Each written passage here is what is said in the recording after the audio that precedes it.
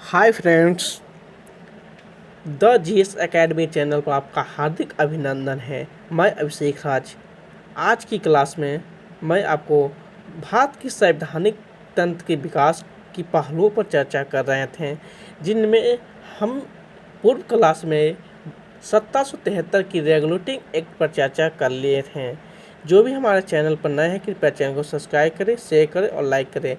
जो भी 1773 की रेगुलेटिंग एक्ट का क्लास नहीं देखें और जाकर प्ले लिस्ट से वो क्लास देख सकते हैं। आज की क्लास में हम पिट्स इंडिया एक्ट 1784 पर चर्चा करने जा रहे हैं। यह अधिनियम कंपनी द्वारा अधिकृत भारतीय राज क्षेत्र पर ब्रिटिश ताज के स्वामित्व का पहला वैधानिक दस्तावेज पेश करता है। इसी एक्ट के माध्यम से जितने भी भारत में अधिकृत यानी उपनिवेश जो भारतीय राज क्षेत्र बनाए गए हैं, वो ब्रिटिश ताज यानी क्राउन के स्वामित्व वाले दावे का पहला वैधानिक दस्तावेज माना जाता है। अगर हम पिट्स इंडिया एक्ट पर चर्चा करें तो पिट्स इंडिया एक्ट से पहले फॉक्स ने इंडिया बिल प्रस्तुत किया था। पिट्स इंडिया एक्ट तत्कालीन पीएम ब्रिटेन के पीएम पिट्स पर इनका नामकरण हुआ था और इनसे पहले फॉक्स वहाँ के प्राइम मिनिस्टर थे और इनके द्वारा फॉक्स ने इंडिया बिल प्रस्तुत किया था, जिनके अनुसार कंपनी की राजनीतिक एवं सैनिक शक्ति 7 आयुक्तों के बोर्ड सौंपी जानी थी तथा उनके अधीनस्थ 9 उपनिदेशक को व्यापारिक कार्य दिए जाने थे। ये फॉक्स ने जो इंडिया बिल प्रस्तुत किया था उसका परिणाम था कि राजनीतिक एवं सैनिक शक्ति के लिए 7 आयुक्तों के एक बोर्ड को बनाया गया था, जबकि व्यापारिक कार्य के लिए 9 उपनिदेशक के बोर्ड बनाया गया था। यह बिल हाउस ऑफ कॉमन्स से पारित हुआ था, मगर हाउस ऑफ लॉर्ड्स में पारित नहीं हो सका, जिससे लॉर्ड नॉर्थ और फॉक्स की मिलती जुलती सरकार को त्यागपत्र देना पड़ा। और यह पहला मामला था, ध्यान रखिएगा, पहला मामला था और अंतिम अवसर था कि जब किसी भारतीय मुद्दे पर ब्रिटिश सरकार गिर गई। इसी के बाद लॉर्ड पिट्स के नेतृत्व में सरकार बनती है और इनके द्वारा पिट्स इंडिया एक्ट प्रस्तुत की जाती है। ध्यान रखिएगा। नेक्स्ट, जिसके निम्नलिखित प्रावधान थे। पहला प्रावधान किया गया कि इस एक्ट के माध्यम से कंपनी की व्यापारिक एवं प्रशासनिक शक्तियों के कार्य को पृथक किया गया। इन्हीं के माध्यम से जो फॉक्स इंडिया बिल में प्रस्तुत किया गया था, व्यापारिक और प्रशासनिक कार्य को अलग अलग कर दिया गया। इसमें व्यवस्था किया गया कि व्यापारिक क्रियाकलापों को कंपनी के निर्देशकों के हाथ में पहले की तरह रखते हुए राजनीतिक क्रियाकलाप जैसे सैनिक, असैनिक व राजस्व संबंधित के नियंत्रण और पर्यवेक्षण हेतु इंग्लैंड में एक 6 सदस्यीय नियंत्रक मंडल यानी बोर्ड ऑफ कंट्रोल की स्थापना की गई। इसमें व्यवस्था किया गया कि अब व्यापारिक और प्रशासनिक कार्य को अलग अलग कर दिया जाए, जिसमें व्यापारिक कार्य के लिए बोर्ड ऑफ डायरेक्टर को ये सौंपा गया, जबकि प्रशासनिक कार्य के लिए आपको ध्यान रखना होगा कि प्रशासनिक कार्य के लिए इंग्लैंड में 6 सदस्यीय नियंत्रक मंडल का स्थापना किया गया। नियंत्रक जिसे बोर्ड ऑफ कंट्रोल कहते हैं। इन 6 सदस्य में एक चांसलर ऑफ एक्सचेंजर थे, दूसरा राज सचिव और 4 सदस्य प्रीवी काउंसिल के होते थे। इन सभी की नियुक्ति एवं पदच्युत का अधिकार सम्राट को सौंपा गया था। ध्यान रखिएगा कि एक चांसलर ऑफ एक्सचेंजर होते थे, दूसरा भारत के राज सचिव, तीसरा और चौथा 1 और 2 बाकी 4 सदस्य प्रीवी काउंसिल के सदस्य होते थे। ये ध्यान रखिएगा। इस प्रकार अब ब्रिटिश भारतीय उपनिवेशक के 2 शासक हो गए हैं। जो भारत में उपनिवेश बना रखे थे उनके 2 प्रशासक हो गए। पहला कंपनी के बोर्ड ऑफ डायरेक्टर, दूसरा बोर्ड ऑफ कंट्रोल के माध्यम से सम्राट करती थी। यानी कंपनी बोर्ड ऑफ डायरेक्टर के माध्यम से कर रही थी शासन और बोर्ड ऑफ कंट्रोल के माध्यम से सम्राट कर रहे थे, क्योंकि जो राज सचिव का पद बनाया गया था, सृजन किया गया था, वो डायरेक्ट सम्राट को अपनी रिपोर्ट सौंपती थी। यह स्थिति 1858 तक बनी रही। गवर्नर जनरल की परिषद की संख्या जो 1773 की रेगुलेटरी एक्ट में जो गवर्नर जनरल की परिषद बनाई गई थी, उसकी जो सदस्य की संख्या 4 कर दी गई थी, अब वो सदस्य की संख्या 3 कर दी गई। और इस परिषद में भारत में प्रशासन जैसे सैन्य शक्ति, युद्ध, संधि, राजस्व एवं देशी रियासत आदि के अधीक्षण की भी शक्ति प्रदान की गई। और इन जो परिषद 3 सदस्यीय परिषद था, उसमें सैनिक शक्ति, युद्ध शक्ति, शांति शक्ति, सभी प्रकार की शक्ति गवर्नर जनरल को दिया गया। अब जो निर्णायक बहुमत होती थी, जो इसका निर्णय लिया जाता था, वो बहुमत के आधार पर लिया जाता था। और अब जो बहुमत होगा 3:1 के रेशियो में होगा, क्योंकि 3 सदस्य तो गवर्नर जनरल के परिषद होते थे और एक गवर्नर जनरल खुद, और इन सभी को मिलाकर 4 सदस्य एक परिषद होता था, जिसमें कोई भी बहुमत पर निर्णय लेने के लिए 3:1 के रेशियो होना अनिवार्य होता था। इसके बाद 1786 का अधिनियम आया था। 1786 के अधिनियम, इस अधिनियम के द्वारा गवर्नर जनरल को विशेष परिस्थिति में अपने परिषद के निर्णय को निरस्त करके अपने निर्णय को लागू करने का अधिकार, साथ ही गवर्नर जनरल को प्रधान सेनापति की शक्ति भी प्रदान की गई। 1786 अधिनियम में 2 महत्वपूर्ण कार्य किए गए हैं।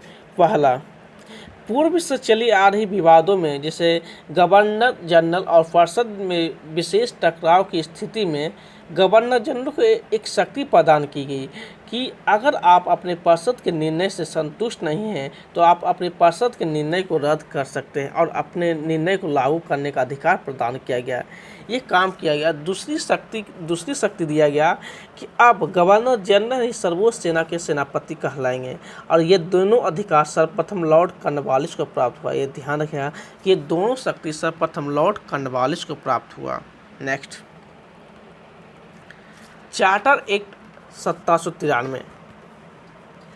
1773 में जब चार्टर एक्ट पारित हुआ 1773 में, उस समय पुनः व्यापारिक एकाधिकार को 20 वर्षों के लिए इंक्रीज किया गया था। ध्यान रखिएगा कि 1773 के रेगुलेटरी एक्ट के माध्यम से व्यापारिक एकाधिकार को पुनः 20 वर्ष के लिए बढ़ाकर 1793 किया गया था। लेकिन इसी अधिनियम के माध्यम से कंपनी के व्यापारिक एकाधिकार को 20 वर्ष के लिए पुनः बढ़ा दिया गया। अब कर दिया गया 1813 तक।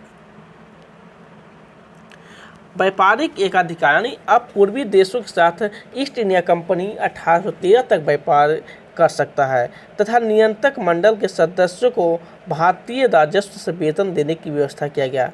जिस नियंत्रक मंडल का सृजन प्रशासनिक कार्य के नियंत्रण के लिए इंग्लैंड में किया गया था और प्रारंभ से यानी 1784 से उसका वेतन इंग्लैंड से आया करता था, लेकिन 1793 में यह प्रावधान किया गया कि नियंत्रक मंडल के 6 सदस्य जितने भी उसके सदस्य हैं उन सभी सदस्य का वेतन भारतीय राजस्व से ही दिया जाएगा।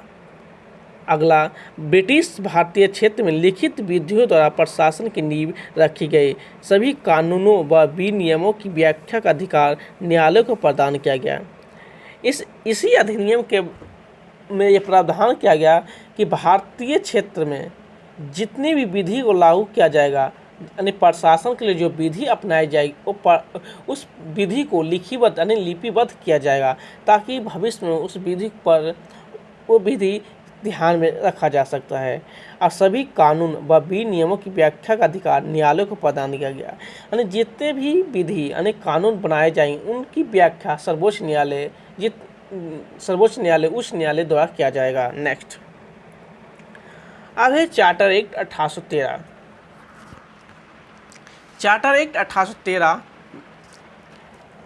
इस एक्ट में 2 महत्वपूर्ण कार्य किए गए। पहला, व्यापारिक एकाधिकार को समाप्त कर दिया गया यानी आंशिक रूप से व्यापारिक एकाधिकार को लागू रखा गया, लेकिन पुनः व्यापारिक एकाधिकार को 20 वर्षों के लिए बढ़ा दिया गया। ध्यान रखिएगा, पुनः व्यापारिक एकाधिकार को 20 वर्षों के लिए बढ़ा दिया, लेकिन अंग्रेज को भारत में व्यापार करने के लिए छूट मिला, किंतु चाय व चीन के साथ व्यापार का एक अधिकार उसको बना रहा और यही एक अधिकार उसको 20 वर्षों के लिए बढ़ा दिया गया। क्या हुआ कि जब 1813 में चार्टर एक्ट आया तो व्यापारिक एकाधिकार यानी आंशिक रूप से भारत में व्यापारिक एकाधिकार को समाप्त कर दिया गया। सिर्फ चाय एवं चीन के साथ ईस्ट इंडिया कंपनी व्यापार कर सकता है और इसी व्यापारिक एकाधिकार को पुनः 20 वर्ष के लिए बढ़ा दिया गया। ध्यान रखिएगा,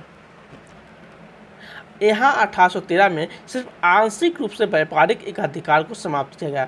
जब हम 1833 के चार्टर एक्ट पर पढ़ेंगे तो उस एक्ट में संपूर्ण यानी पूर्णतः व्यापारिक एकाधिकार को प्रतिबंधित कर दिया जाता। अब ईस्ट इंडिया कंपनी के अलावा इंग्लैंड की कोई भी कंपनी भारत में आकर निवेश व्यापार कर सकती है। लेकिन जब 1813 में चार्टर एक्ट के द्वारा आंशिक रूप से भी व्यापारिक एकाधिकार को समाप्त किया गया, तब से ही भारत में ईस्ट इंडिया कंपनी के अलावा अन्य यूरोपीय कंपनी भी निवेश करना शुरू कर दिया। लेकिन चाय व चीन के साथ व्यापार सिर्फ ईस्ट इंडिया कंपनी कर सकती है। ध्यान रखिएगा, भारतीय राजस्व से व्यय के लिए नियम व पद्धति बनाई गई।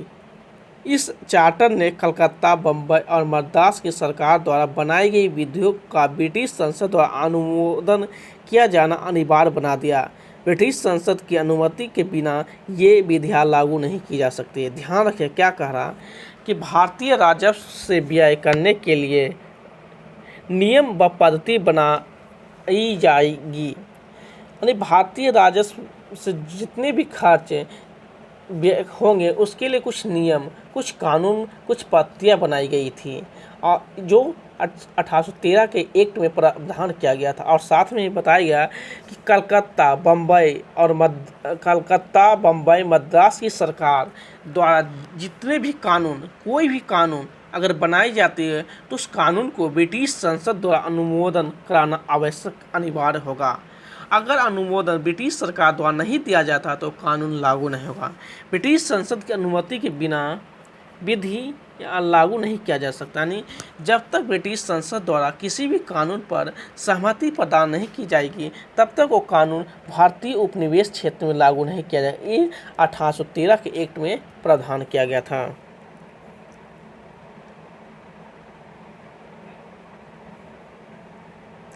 कंपनी को गवर्नर जनरल, गवर्नर तथा प्रधान सेनापति को नियुक्त करने का अधिकार दिया गया। इसके लिए ब्रिटिश क्राउन की स्वीकृति अनिवार्य थी।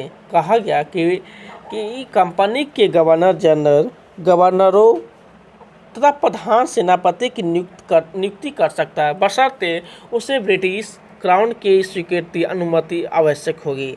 क्योंकि अब बताया गया कि भारत में जितने भी नियुक्ति, जैसे गवर्नर, किसी भी प्रोविंस प्रांत का गवर्नर हमें बनाना है तो डायरेक्ट अब ब्रिटिश क्राउन के हाथों से नियुक्त नहीं हुआ, उनके प्रतिनिधि के रूप में गवर्नर जनरल ये नियुक्ति कर सकते हैं और इसकी स्वीकृति ब्रिटिश क्राउन दे सकते हैं।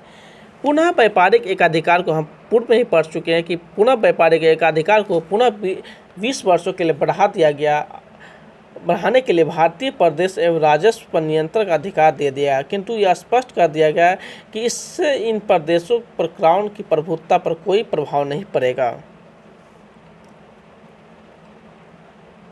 इसी एक्ट में भारत में शिक्षा के प्रसार के लिए 1 लाख रुपया प्रति वर्ष वार्षिक धनराशि की व्यय का प्रावधान किया गया। यानी इसी एक्ट 1813 के एक्ट के माध्यम से भारतीय शिक्षा पर सालाना 1 लाख रुपया खर्च करने का प्रावधान किया गया तथा भारत में ईसाई मिशनरियों का धर्म प्रचार की अनुमति दी गई। तो 1813 के एक्ट के माध्यम से इम्पोर्टेंट कार्य कौन हुआ, तो पहला कि आंशिक व्यापारिक एकाधिकार को समाप्त कर दिया गया। दूसरा, व्यापारिक एकाधिकार को पुनः 20 वर्ष के लिए इंक्रीज कर दिया गया। तीसरा, ईस्ट इंडिया कंपनी सिर्फ चाय एवं चीन के साथ व्यापारिक एकाधिकार को लागू रखा गया। चौथा, इस एक्ट के माध्यम से भारतीय शिक्षा पर 1 लाख रुपया सालाना खर्च करने का प्रावधान किया गया। और चौथा, भारत में ईसाई मिशनरियों का धर्म प्रचार करने का अनुमति दिया गया। ये आप लोग ध्यान रखिएगा।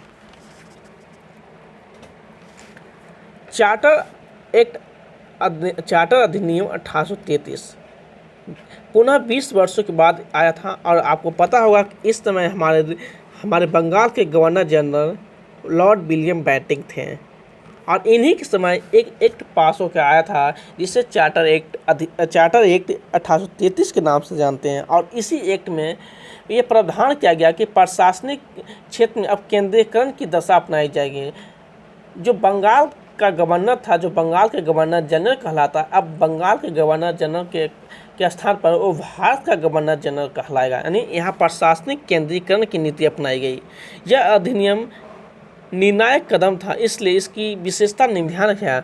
यहाँ प्रशासनिक केंद्रीकरण अपनाकर बंगाल के गवर्नर जनरल के स्थान पर अब भारत का गवर्नर जनरल बना दिया, जिसमें सभी नागरिक एवं सैन्य शक्तियाँ निहित होगी। समस्त नागरिक एवं सैनिक शक्तियाँ निहित होगी। इस प्रकार इस अधिनियम ने पहली बार एक ऐसी सरकार का निर्माण किया जिसने ब्रिटिश कब्जे वाले संपूर्ण भारतीय क्षेत्र पर पूर्णतः नियंत्रण स्थापित कर लिया। जितने भी भारतीय क्षेत्र अब तक भारत के उपनिवेश, ब्रिटेन के उपनिवेश कहला रहे थे, वो संपूर्ण भारतीय उपनिवेश पर नियंत्रण स्थापित कर ले। इसी उद्देश्य से केंद्रीकरण की नीति अपनाई गई थी, जिसे अब पूरे भारत का गवर्नर जनरल बना दे। और लॉर्ड विलियम बेंटिक इसके प्रथम गवर्नर जनरल हुए। आपको ध्यान रखिएगा कि बंगाल के प्रथम गवर्नर रॉबर्ट क्लाइव, बंगाल के अंतिम गवर्नर जनरल, बंगाल के अंतिम गवर्नर तो आपको लॉर्ड बायरन हेस्टिंग हुए। बंगाल के प्रथम गवर्नर जनरल तो लॉर्ड बायरन हेस्टिंग होंगे और बंगाल के अंतिम गवर्नर जनरल तो लॉर्ड विलियम बेंटिक होंगे और भारत के प्रथम गवर्नर जनरल तो लॉर्ड विलियम बेंटिक होंगे, क्योंकि इन्हीं के समय 1833 का एक्ट आया था जिसमें बंगाल के गवर्नर जनरल के स्थान पर भारत का गवर्नर जनरल का प्रावधान किया गया और इसी से इन्हें first governor general of India के नाम से भी जाना जाता है। ध्यान रखिएगा। इसने मद्रास और बम्बई के गवर्नरों को विधायी शक्ति से वंचित कर दिया। भारत के गवर्नर जनरल को पूरे ब्रिटिश भारत में विधायिका के असीमित अधिकार प्रदान कर दिए गए। इसके अंतर्गत पहले बनाए गए कानून को नियामक कानून, रेगुलेटरी लॉ कहा गया और नए कानून के तहत नए बने कानूनों को अधिनियम एक्ट कहा गया कि इसी एक्ट से बंगाल और बम्बई और मद्रास से जो गवर्नर की विधायी शक्ति थी उसे समाप्त कर दिया गया, यहाँ वंचित कर दिया गया, लिखा गया है।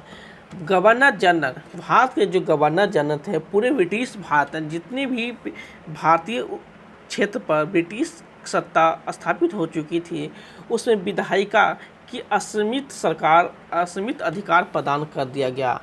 इसके अंतर्गत जिस पूर्व में जो कानून बनाए गए थे उसे रेगुलेटरी लॉ कहा जाने लगा और जो नए कानून बनाए गए उसे एक्ट अधिनियम कहा जाने लगा। ईस्ट इंडिया कंपनी की एक व्यापारिक निकाय के रूप में की जाने वाली गतिविधि को समाप्त कर दिया गया।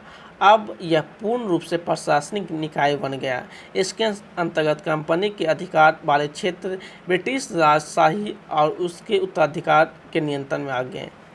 इसी एक्ट में पूर्णतः व्यापारिक एकाधिकार को समाप्त कर दिया गया। जो ईस्ट इंडिया कंपनी पूर्व में व्यापार कर रही थी अब वो सिर्फ प्रशासनिक निकाय बनकर रह गई है। सिर्फ प्रशासन के उद्देश्य से ही ईस्ट इंडिया कंपनी का अस्तित्व रहा, क्योंकि अब ईस्ट इंडिया कंपनी के अलावा ब्रिटेन से अनेक कंपनी भारत में निवेश और व्यापार करने के उद्देश्य से आ गए थे और आ रहे थे। इससे सारे क्षेत्र जो भारतीय उपनिवेश के क्षेत्र हैं वो कंपनी के अधिकार वाले जितने भी क्षेत्र हैं वो ब्रिटिश राजशाही व उनके उत्तराधिकार के नियंत्रण में आ गए। ध्यान रखिएगा।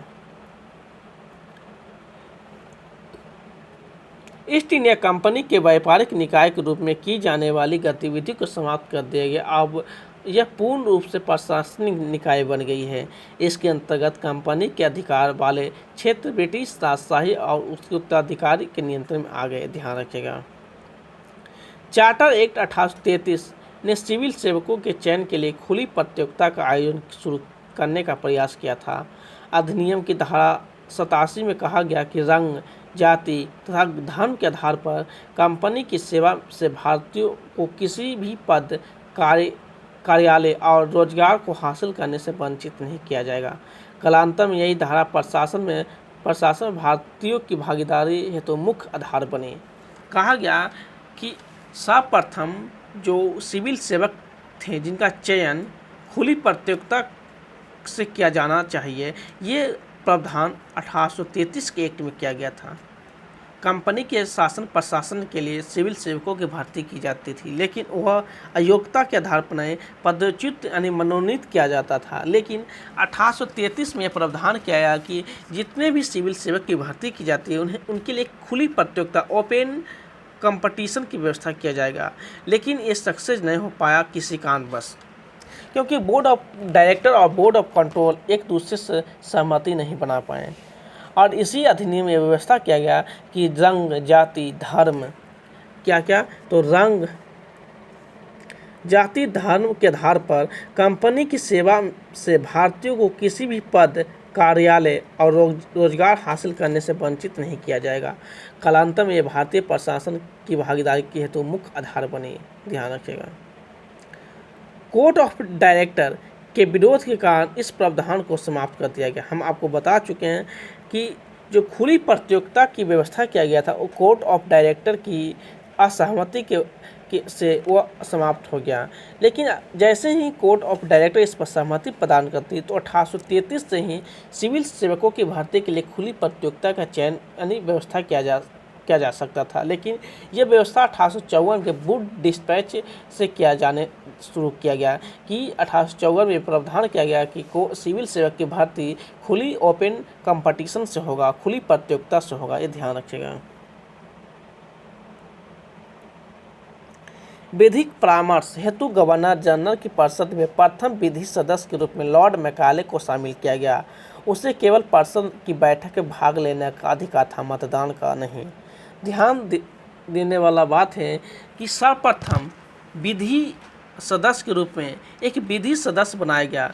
उससे पूर्व गवर्नर जनरल की परिषद में लॉ मेंबर की जगह नहीं थी, लेकिन 1833 में एक विधि सदस्य बनाया गया और जिसके रूप में प्रथम विधि सदस्य लॉर्ड मैकाले को बनाया गया। लेकिन विधि सदस्य का सिर्फ कार्य था कि परिषद में आप बैठक कर सकते हैं, लेकिन आप उस पर मतदान का अधिकार नहीं। जिससे किसी भी विधि पर अगर हम वोट की बात करते हैं तो विधि सदस्य उस पर वोट नहीं डाल सकते थे। ध्यान रखिएगा। विधियों की संहिताकरण के लिए गवर्नर जनरल को आयोग गठित करने का अधिकार दिया गया। 1834 ईस्वी में लॉर्ड मैकाले की अध्यक्षता में 4 सदस्यीय विधि आयोग का गठन किया गया। जितने भी कानून थे उन कानून को एक सूचीबद्ध करने के लिए गवर्नर जनरल को आयोग गठित करने का अधिकार दिया गया और इसी अधिकार से 1834 ईस्वी में लॉर्ड मैकाले की अध्यक्षता में 4 सदस्यीय विधि आयोग का गठन किया गया। ध्यान रखिएगा। इस एक्ट के द्वारा भारत में दास